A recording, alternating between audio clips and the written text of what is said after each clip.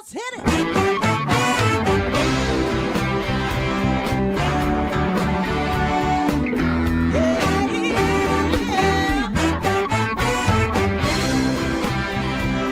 Hi, everyone, and welcome to Alzheimer Speaks Radio. I'm your host, Lori LeBay, and I'm so excited that you're joining us today. We are going to have a fascinating conversation as usual as we learn from people all around the world at all ages and stages of life. Stay tuned as we shift our dementia care from crisis to comfort. Here we go. What you think about, you will bring about the mental change. We will. Well, hi, everyone, and welcome back to Alzheimer Speaks Radio. I am thrilled you could join us today. If you liked our opening music, it's called Clarion Call by the Mark Arneson Band, and you can download that on any of your favorite music platforms. For those that are new to our show, Alzheimer Speaks Radio is about sound information, not just sound bites, and we are about raising everyone's voice, large and small, all around the world. So maybe, just maybe, you might be our next guest. Feel free to reach out to me. I'd love to talk with you about that. Now, I'm proud to announce that Alzheimer Speaks Radio has partnered with the Roseville Alzheimer's and Dementia Community Action Team, and we've pulled together a series called Dementia Caring and Coping During the Pandemic. And so today is part of that series, and we are going to be talking with two women who represent a couple of different organizations, and they are going to tell us how their services have changed and what they have to offer and how that is helping families. I also want to thank our listeners. Your likes, your clicks, your shares have been just unbelievable to us, and we are so grateful and continue to be grateful for you helping us spread the word and connect people to the resources, products, and tools that they need.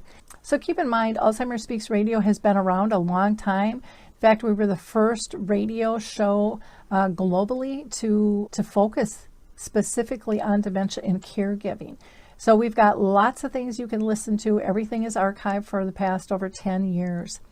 Now, let me go ahead and do a couple of shout outs before I introduce our guests. The Memory Cafe directory is a great place where you can connect to others dealing with dementia. These groups are basically meant to help people who are diagnosed along with their care partners to build a new support group and a set of peers. And I have the privilege of facilitating two of those groups.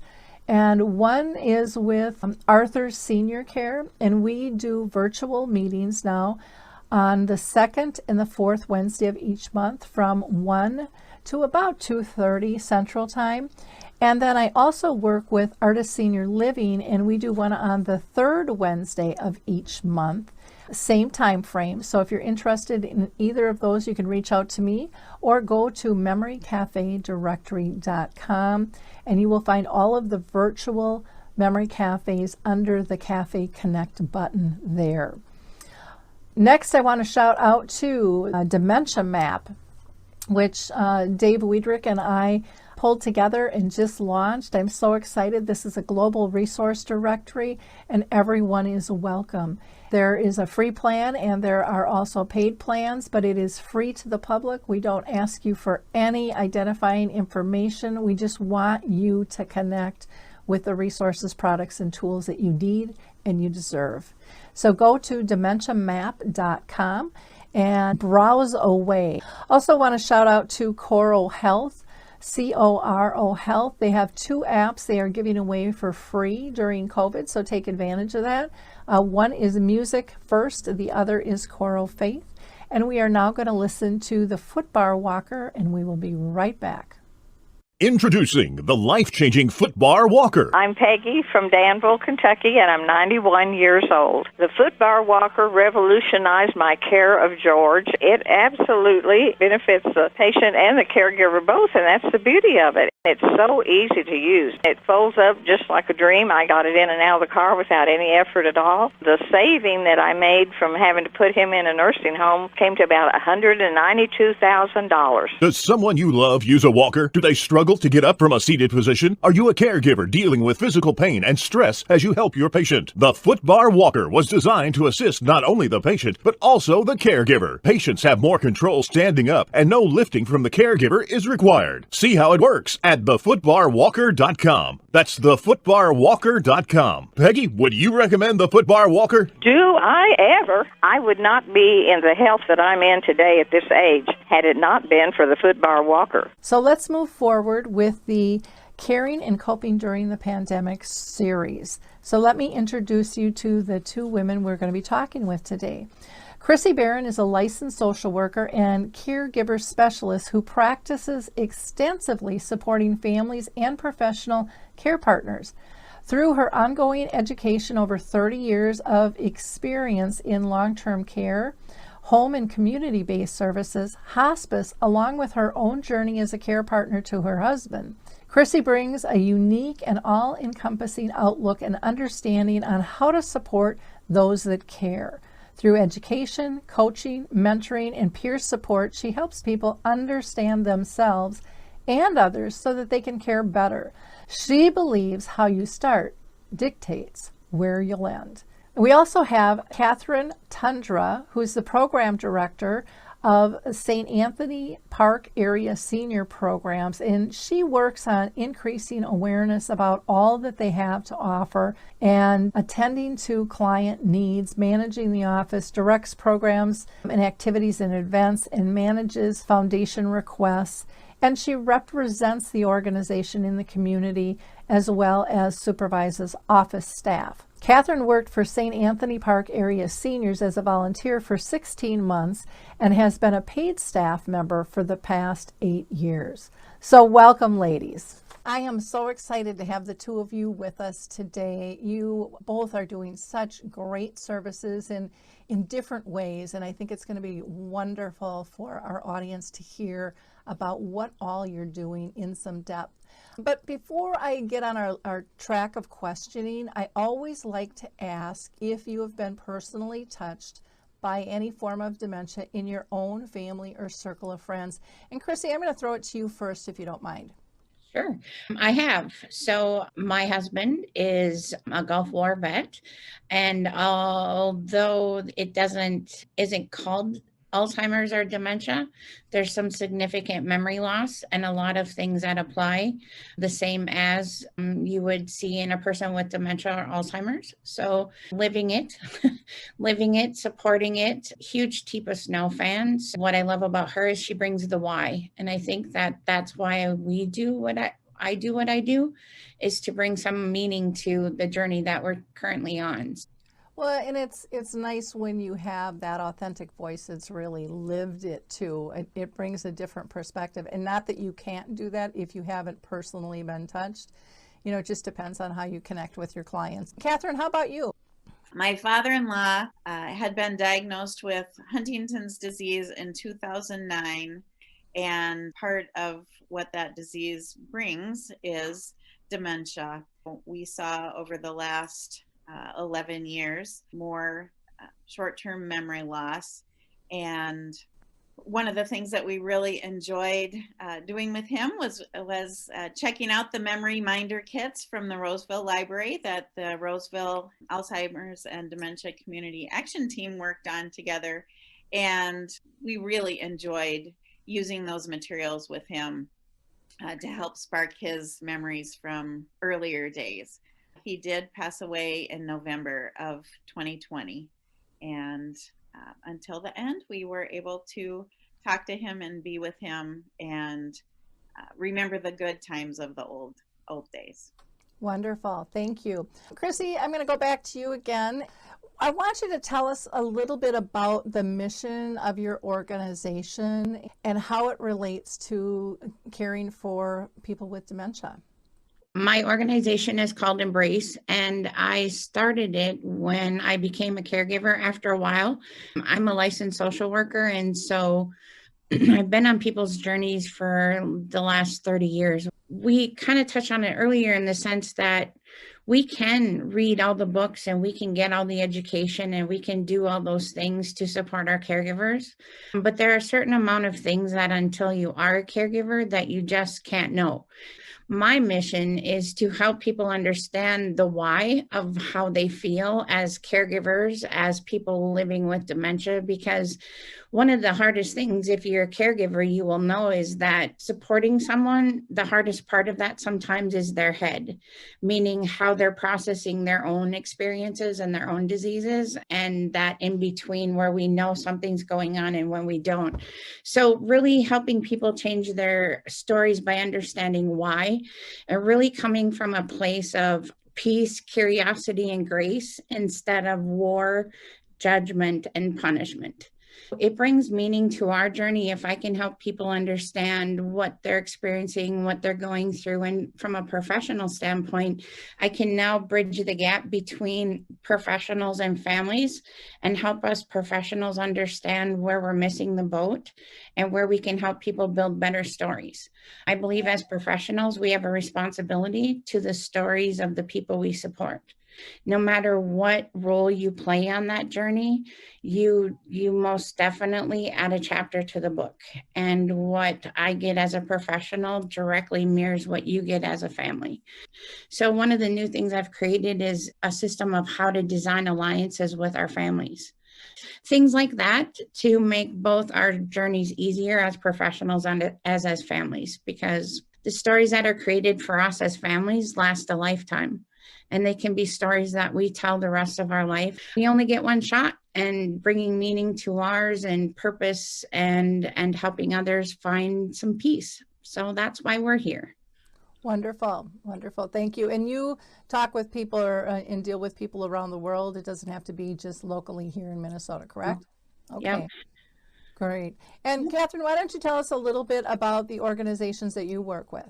My organization is called St. Anthony Park Area Seniors, and our mission is to serve seniors and caregivers and support them as they stay independent, living in their home setting, as long as that's safe and what they want to do.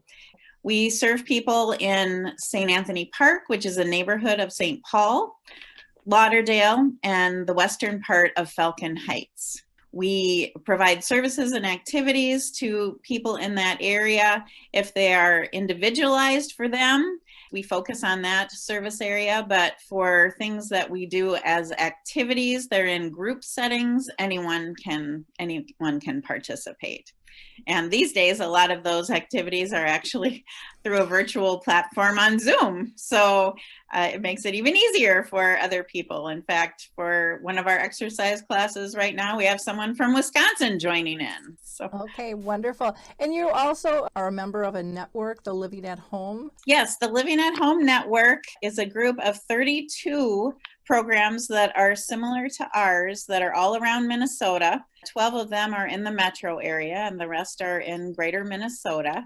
We all have the same mission of trying to support seniors and caregivers in their independence, but we do that in different ways. We have some similar services, such as I think we all provide rides to medical appointments, but other activities and services that we have may change from program to program. But yes, the Living at Home Network is a big supporter and a big umbrella that we all fall under and really get support from each other that way. Wonderful. That's great. And Krisie, I'm going to bounce this back to you again. With all the COVID-19 restrictions, it's had a huge impact on how we all live, but it's also had a huge impact on how people serve and the activities that can be offered to those with dementia and their care partners. So how has it affected you since you can kind of creep and crawl all around the world connecting with people. So you might have been a little bit more pliable in terms of the services that you offer than some. So what's interesting about that is I was not. I'm a people person. So before COVID, I would stand in front of 600 people, no problem. I would come to your facility. I would come sit at your dining room table. I would do all those things that were people-y, right? The social platform or the internet and the it wasn't my thing. But then COVID came, and it's like somebody erased my whiteboard that I forgot to write the notes down from, and I had to start all over. I mean, that's one thing about having your own business is you get to make stuff up. When I say that, it means that you have to reinvent yourself all the time. So from there, I tried to settle into this, which I have. And the benefit of that is, from a professional standpoint, our professionals in healthcare fields are so busy. So if I can offer a lunch and learn and kind of say, hey, this is my designing alliances with families, for instance. We can sit down during lunch and we can have that. Nobody has to go anywhere. Nobody has to do anything. Part two of that is YouTube. I scoured the YouTube. I just typed in do-it-yourself caregiving. There was nothing and very, very few caregiving things. So on the internet, on YouTube, I started my channel. So I've had to really, really morph. As far as supporting individual families, I'm finding it a lot easier. And here's why. We always have to kind of plan for the meeting. You have to have people cleaning their houses and, oh my gosh, what are we going to do about this? And what are we going to do about that? And this, we can either do phone or we can do Zoom. So it takes a different experience, but it's still an amazing experience in the sense that I always say through this COVID that we may all be in the same storm, but we're not in the same boat. And I think the same applies for caregiving. And I think sometimes we can feel like we're in a dinghy, right? Like we're all by ourselves in this little dinghy. And I think by opening that opportunity up to be able to do it virtually, whether by phone or by Zoom, I think part of that is it's been normalized by society. Like this is normal now, where before it was, I don't know if we thought it was the easy way out. I don't know what we thought. We don't change until we have to sometimes. And so it's been really awesome to be able to reach more people. Yeah. So, Yeah. I think that is one of the benefits that a lot of people are seeing about going virtual is it's expanded and it's exposed what they're doing so that there's more knowledge out there. Plus it's giving other organizations ideas of what is possible and what the needs are, or what needs are already being met maybe in their community, and they need to pivot to do something else or partner to expand. and we look at the support groups, like how hard is it for people to get to support groups? Yep. If you are caring for someone, that's a lot of work. Yep. I don't think we realize that until we're sitting there, right? We're waiting for them to show up and we have no idea how much work that takes to do that. Exactly. Katharine, how about your organization? Well, in March, when everything shut down, everything was canceled for us too. We had to cancel all of our activities, and we took a big pause on services because we didn't know, what we'd be allowed to do. Very quickly, we had a little task force with our board members. We had a little subset that met with me, and we talked about, well, what can we do to alter anything so that we can still be providing services and activities. We made some really great changes to a few of our things, which took some effort, but we did, for instance, for our rides, we set up new procedures. We take a health screen the day before for the person who's the volunteer who's giving the ride and the senior who is receiving the ride, and ask them, all those COVID questions. Do they have a new cough? Do they have a new fever? All of that. We also changed what they need to do in the car. The senior needs to sit diagonally behind the driver. Everybody wears a mask. The driver needs to have the car all cleaned up. And we provided little kits of all these things, including gloves and masks, for the drivers to take on the rides. Now, of course, there weren't as many rides, but that was a really good example of how we changed a service. We also changed how we do grocery shopping. We didn't take the seniors to the store anymore. We had the opportunity to say, hey, what can we go pick up for you? So then the volunteers would get the list and go do the shopping, or go just do the pickup, even the curbside pickup, and bring it back for the seniors.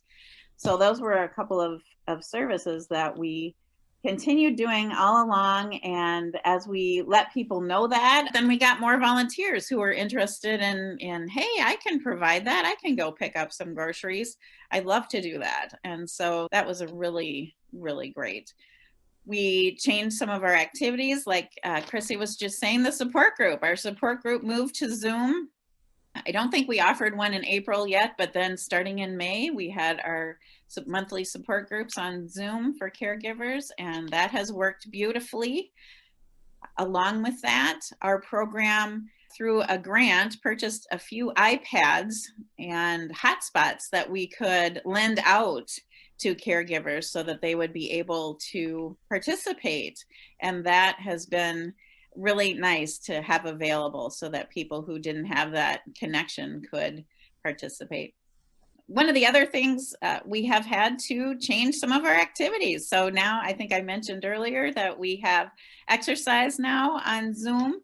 We have a Tai Chi Chuan class and a chair yoga class that we are doing on Zoom.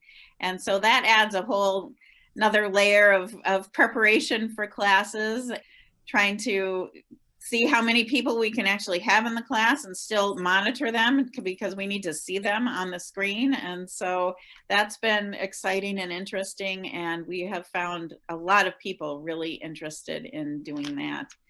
And then the final thing that I wanted to just bring up during this session is we have started a lunch bunch, which is a virtual getting together at lunchtime. We used to do outings, especially in the nice weather. We'd go out to a restaurant. Well, we're doing it now on Zoom.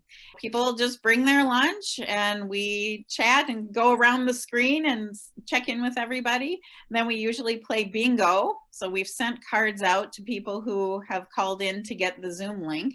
And the bingo winner right now is getting a $5 Target gift card.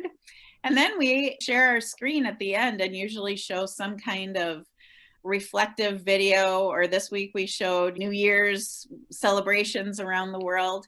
It's just a really nice way to get people together, just talking. And of course, we're not sitting around a table together, but we're being together. We do it twice a month and anyone is welcome. All you have to do is call in to get the Zoom link. It's a really nice way to try and stay connected in these times. And it's something that we'll probably try to continue even when we can get back together, somehow have things still available so that people who can't get out, like you were just saying, Krisie, can still participate. Yeah, there are on social media, like on Facebook, there are a lot of groups, and I'll just use Forget Me Not as an example. They have a lot of subgroups. So they do, some of them have like Friday night specials where they get together on Friday night. Some of them have gardening and cooking groups and book club. I mean, just all kinds of things sprout out of one main group, depending on the interest within the group, which is really cool. But they've been doing that for years. And so one of the funny things that they tell me is they're so used to Zoom. They really feel like they can teach other people in organizations how to utilize it and how beneficial it is, because they know the value of the friendships and the connections that they're making during these times. And so I'm not at all surprised that people are loving the lunch bunch, because it does bring a sense of normality back, even though, hey, I'm making my own lunch, and I'm not being served.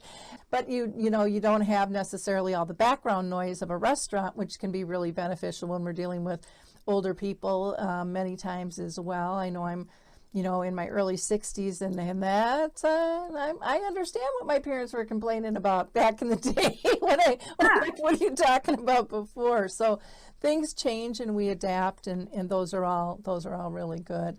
Krisie, you look like you had a comment. I do. And I think it's a really important one, because when we talk about support groups, I think it's really important that we understand that most of us, by the time we get to a support group, sometimes the last thing I want to talk about is dementia. Sometimes I do, because there's something happening I don't understand. And that's where our gift of shared experience comes in, right? We can help each other. But I think what's important to understand is it's not focused on dementia. It's focused on being able to get out of the dementia head, be with people who have like-minded experiences. And I think that as we're shifting how we do things, going to the church and going to a support group, I think we can also shift the connotation around support groups and what they actually mean. It might be we're making origami somethings, right? Just to pull your head out of your situation for a few minutes is priceless. Yeah. And to make you feel normal. I mean, nobody wants to be a disease. Nobody. We want to be a person first, and this is part of it. But if that part would show its ugly head, and not that it's always ugly, but that everyone else is going to understand, and I don't have to cringe or feel embarrassed or ashamed or frightened, I know that I'm in a supportive group, and that's massive. That is absolutely massive. I want to ask, and I'm going to go to Katharine on this one first. Have you adapted your services? You know, I know you talked about initially. Have you done other things over the 7 or 8 months, or was that kind of included in that last question? I wasn't really clear on. Those were things that we did early on. In the summer, we made other adaptations, like using more PPE and doing health questions for instance, our foot care nurses before they would go into a home, or the handyman. So that happened in the summer. We had them start going back into homes. Those are paid independent contractors who work with us, and they were comfortable with doing that. We still are not having volunteers go into homes because it's just not the right thing. And the seniors kind of aren't ready for that yet either. But we are doing a lot of things over the phone. We're doing kind of visits over the phone, which is just, what we used to do a long time ago, is call people up. So instead of going to visit, they're calling. It has been a little tricky, but we've also tried to do some technology help. One of the things we offer is help using your computer. A volunteer can call up a senior or a caregiver and try and help them. This is how you connect to Zoom. This is how you do some of these other virtual things that you haven't been doing before. We have slowly woven back in a lot of things, just trying to do it either over the phone or over Zoom. We're interviewing new volunteers and other people who would be on our list through Zoom. That's actually worked out pretty well. Like you were saying, we can connect. We don't have to go and be there to meet the person eye to eye. One of the other things that kind of touches on something you were just talking about, right before the winter holidays, our volunteer who had been helping do card making sessions, around a table as an activity, she said, hey, how about we contact some of the people who've been doing that with us, and see if they would like to make any cards on their own at home, and we could assemble all the supplies and deliver a little bag to them. And I said, that is a fantastic idea. And so we contacted the people, and I think we delivered 6 or 7 bags out to people so that they could make their own holiday cards, or some of them didn't want to do holiday cards, so they made birthday cards. We will do that again at Valentine's Day, and hopefully maybe by the next time we would normally do cards, we might be able to get together. But it's a great way to continue to try and do something.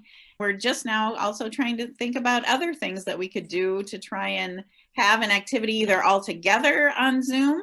I brought up at our office when we were talking about things that we did over the holidays, my family made gingerbread houses all over the country. We all got together on Zoom, and we're making our gingerbread houses together and talking and laughing. And we had a little voting and contest afterwards. And one of my coworkers said, hey, do you think that we could do something like that, have an activity over Zoom where we're all doing something together? And so I'm exploring that now, what it would be, how we'd get whatever we're going to make together and get it distributed out to seniors and caregivers. It's a really good thing for pairs of people to do together too.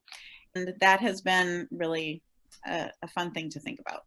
Okay, great. Krisie, how about you? Have you done, you mentioned a lot of ways that you made changes. Was there anything from when you originally started to now? You had talked about a new product and and things like that, and really getting Zoomified in your business dealings. Anything else that you want to add on that? So yes, Zoom. I also developed this thing called the to-be list, because we all have our to-do list. And part of, I think, when we say you have to take care of yourself, I have a reaction to that when people say that to me, because it somewhat irritates me in the sense that, what exactly does that mean? So I've spent a lot of time trying to figure out what that means. We can go take care of our core and our foundation by eating green things and exercising and doing all those things. And those are super important, but they don't do much to help me when I come back home and I enter the same storm I left. I've been trying to figure out, and have now figured out, some of the tools that I can help us be more proactive in how we react to things, how we see things, the story that we tell ourselves. The to-be list really helps us kind of prepare. It actually helps us understand, like taking a picture of your whole situation, if you will. So let's say I have caregiving, I have finances, I have family, I have whatever, okay? So each of us have containers of life. So the to-be list takes a look at the containers and kind of scales them out. So what's going really okay? Finances, I got money in the bank, we have food in the cupboard, nothing's bouncing, everybody's happy. So I can find peace and comfort and not have to do that. This caregiving thing, particularly in my house these last couple of weeks, which has been really hard. And one of the most important things that I've learned in the last couple of weeks is it's not about being lazy. We always think we should do more, right? And I'm going to change that, and I'm going to say, we can, but do we have the capacity? It's really taking a look at, do you have the capacity to do more? Because we are doing all the time as caregivers. And when we sit down to do something for ourselves, there's some kind of story that happens in our head that we should be doing something else. Really, the to-be list has helped me take and help you come from more of a thinking brain instead of an emotional brain. So for instance, let's say we have to go to the doctor, and I'm really super scared about that. So when I do my to-do list, we have to go to the doctor. How I need to show up right there is I need to be brave. What is the story I tell myself before I even get there? So if I can set myself up and Jeff up for more success before we even get into our day, I then have some capacity to know that this is going to be the hard stuff, but my peace is over here, right? Okay. This is where I can find my peace and quiet. I've learned a lot about the best way to take care of ourselves is the story we tell ourselves. Okay. Because that will send us into a tailspin faster than anything. So you can find the to-be list video on my YouTube channel at Krisie Barron. Wonderful. Thank you. Katharine?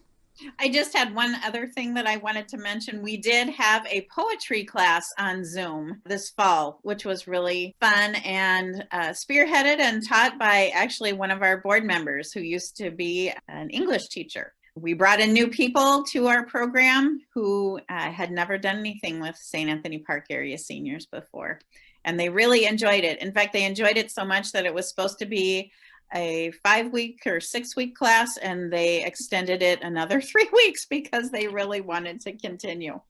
Oh, cool. That is wonderful. Next, I want to talk about what kinds of things you've heard from families. And Katharine, maybe before I have you answer this one, maybe we should show that video, because you were getting so many people requesting, what do you do, and so forth, that might be helpful. To talk more about what our program's been doing during the pandemic, we were asked by a funder to show what we've been doing. Here is a few-minute video that talks about St. Anthony Park area seniors in the pandemic. COVID-19 has thrown everyone for a loop. In the pandemic's early stages, St. Anthony Park area seniors canceled its in-person activities and many of its home visits. We revised our schedule so that only one staff member at a time was in the office. We moved board and committee meetings online. Subsequently, in accordance with guidelines from the state of Minnesota and the Centers for Disease Control and Prevention, we have resumed some activities and services, revising our practices, protocols, and delivery methods to enable us to continue fulfilling our mission, to enrich the lives of community seniors and provide assistance in maintaining independence and interdependence through professionals and volunteers providing at-home living assistance, wellness activities, nursing care, and caregiver support. We are providing rides for non-COVID-19 medical visits. Drivers are given car cleaning kits and follow new protocols, including masks and wellness screens.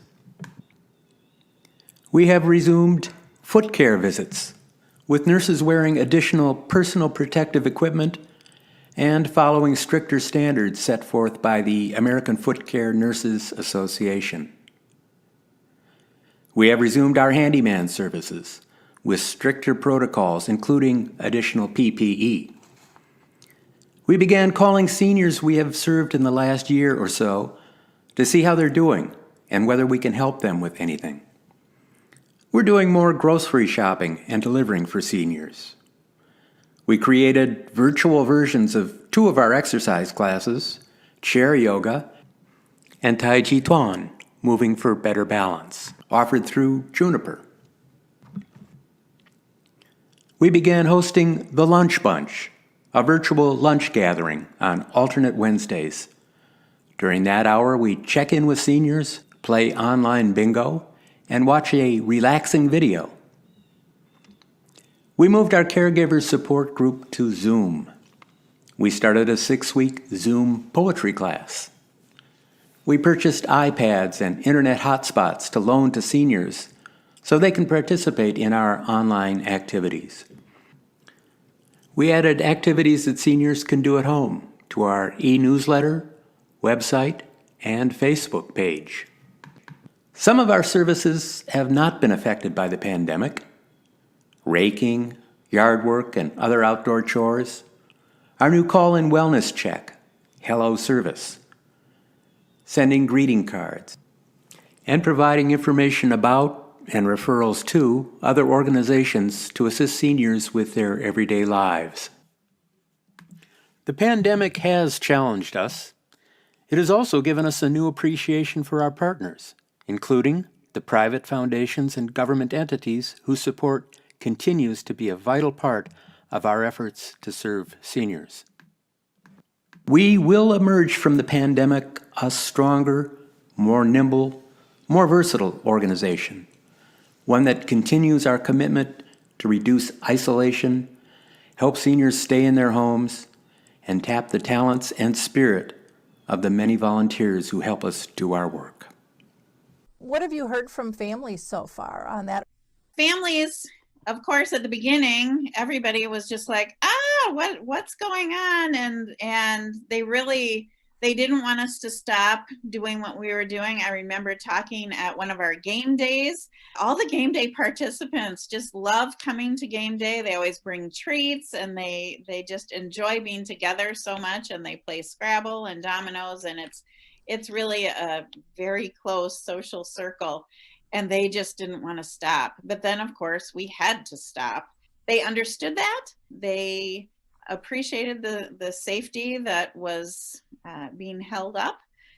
They really are looking forward to coming back, as soon as possible. But I think everybody has been very understanding, and of course they don't want to put themselves in a bad situation or be found in a bad situation. And everybody is very understanding and very appreciative of what we have been doing. They've all been very grateful for the opportunities to do things like the lunch and the poetry class that I was talking about, and that we are still offering services that we are offering. I think the one that was really most spurred on by clients was to get back to the foot care, because their toenails were getting long. And the reason they have foot care is because they can't trim their toenails themselves. We were getting calls about that. When are we going to start that up? When are we going to start that up again? And when it's painful and it can be dangerous. It with is, infections right. And things. Exactly. That really spurred us on to really look into how we could do that safely. So our nurses and I kept really a close look on the American Foot Care Nurses Association of what they were recommending and how they were re-entering, going into people's homes to take care of feet. Okay, great. Okay, how about you, Krisie? Any comments and feedbacks from family? Mostly the isolation and watching people suffer is really one of the things that have come across a lot in the people that I'm supporting. I think you can also get into a routine of isolation, being lonesome. It's hard to be in the same house with someone and still be lonesome. Yeah, it's kind of one of the worst feelings there is, to be alone together. How about the biggest challenges you've faced? And Krisie, I'll go to you and then to Katharine. My biggest challenge is just kind of trying to separate work from caregiving a little bit. It's hard. You don't leave work anymore. You don't leave home anymore. So finding kind of that balance has been a little tricky. Okay, well, that's a really, really good point that I think a lot of people don't realize or don't talk about, but yet has a huge, huge effect. How about you, Katharine? What about challenges? I think one of the biggest challenges is, of course, this isn't the same as getting together in person. Now, this is a little bit different because we are just talking to each other, but you don't get the same experience. And we've noticed even in board meetings or committee meetings, it's hard also because you can't talk at the same time. So it's harder to have like a discussion because people are trying to talk at the same time and Zoom can't handle that. I think that adds, it's a blessing and a curse at the same time, the Zoom. It doesn't always work right. Sometimes it freezes up and sometimes there are other things that blip, it flashes or whatever. And sometimes it's user error, just even trying to get everybody who isn't familiar with technology to be able to use it. Even people who have computers, and it's like, where's the microphone? How do I turn that on? And it's a big learning curve. And I would say a final big thing of the challenge is, when is this going to end? And we don't really know. We kind of see the light at the end of the tunnel now, but we don't know when it's finally going to be done. Krisie, do you see your organization continuing to adapt with the things that you've learned through COVID? Yeah, and I will tell you that the biggest thing is that I'm doing this to bring meaning to our journey. And what I didn't realize by not embracing this wonderful platform is I can hit so many more people. And for me, the more people I hit, the more impact I have. And that's really what it all means to me. So absolutely, this was a good thing on some levels, a horrible thing on others. And I don't know what normal looks like. I don't know what I want to go back to. Well, and I think it's been able to reduce some budgets in some ways, but still give services. And that's a good thing because everyone's budgets are tight, especially through COVID. But just looking at different ways to connect, and the possibilities are kind of endless, and the empowerment that it has given people to be able to connect like this. I can't tell you how many people I heard that said, I didn't think I could do this, and then all of a sudden I can do this with my book club, and I can do this with my prayer chain, and I can do this in Bible study, and I can do, and with my knitting club, and all of a sudden they're connected. And they feel in control, which I think is what so many people felt a loss for. How about with your organization, Katharine? Do you see some of this continuing still? I think that we'll have to try and figure out how we can still offer an online presence. When we do, say we have a live exercise class, we might still have the Zoom going in the background so that people can participate at home. So yes, we will have to really consider that because we can reach more people, just like you were saying. And it also helps, in snowstorms. We used to have to cancel things because of blizzards and whatever, and now we won't have to. We can just do it on Zoom. Yeah, wonderful. How about, and Krisie, I'll go to you first, any last advice that you have that you want to share briefly with family and also with other organizations? One of the most dangerous things that we can do as caregivers is spend a lot of time alone in our head because we make up a lot of things that aren't happening. And in general, as humans, only 2% of the story we tell ourselves is true, right?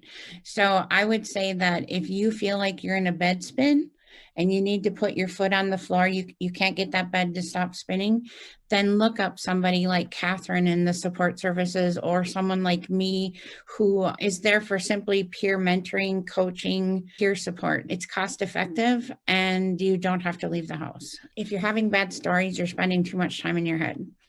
Okay, good advice. Katharine, how about you? I would just say something that I had written down for this last part is just to try and boost your resilience to things. I learned a new tool that I wanted to share from the Minnesota Gerontological Society's webinar that I recently watched. And so it listed these few things: practice gratitude, be active, take notice, keep learning, give to others, and connect. I thought those were just lovely, and I've been putting them in my, email messages and e-newsletter and out on the Facebook, because I just think they're lovely things to remember, and you can do all of these things from home. Wonderful. Now, to reach these ladies, you can get a hold of Krisie by going to her website, embracingjourneys.com, embracingjourneys.com, or Krisie, Krisie, at embracingjourneys.com is her email.